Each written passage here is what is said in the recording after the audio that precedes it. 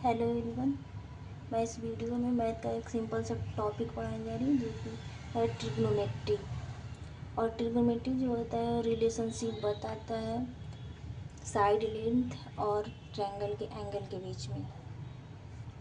इसमें ट्रिग्नोमेट्री के जो रेशियो जो होते हैं वो तीन होते हैं, जैसे sine theta, cos theta and tan theta. Theta basically triangle का एक एंगल लिया गया है जो कि आगे हम देखेंगे।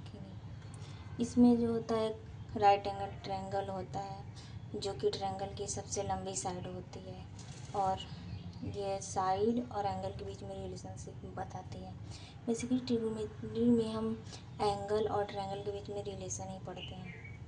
एंगल, साइड और ट्रायंगल ऐसे मतलब तीनों के बीच में रिलेशन पढ़ते हैं। इसमें तीन साइड्स होते हैं, जिसको एक को हम लोग हाइपोटेनस कहते हैं, दूसरे को अपोजिट या परपेंडिकुलर कहते हैं, और तीसरे को एडजेसेंट या बेस कहते हैं।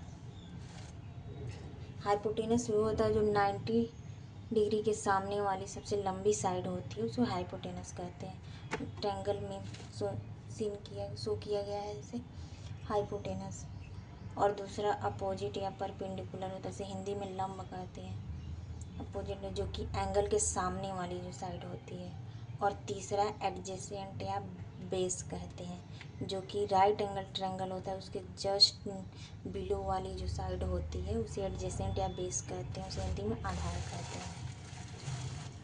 साइन कॉस टैन तीनों को याद फॉर्मूला याद करने के लिए बहुत सारे ऐसे ट्रिक बनाए गए हैं, जैसे हिंदी में लाल बटे कक्का, लंब अपान कड़, आधार अपन कड़, लंब बटे आधार, ऐसे इंग्लिश में भी बहुत सारे हैं।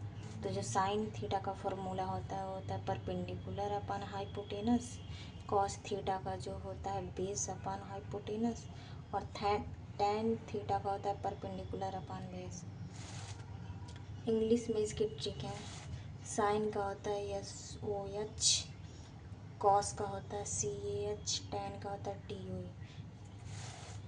वैसे ट्रिक के थ्रू भी याद कर सकते हैं, लेकिन जब हम लोग क्वेश्चन सॉल्व करेंगे तो ऐसे सॉल्व करते करते वैसे याद हो जाते हैं। मैथ में सारे फॉर्मूले ज़्यादा रटने की जरूरत नहीं है।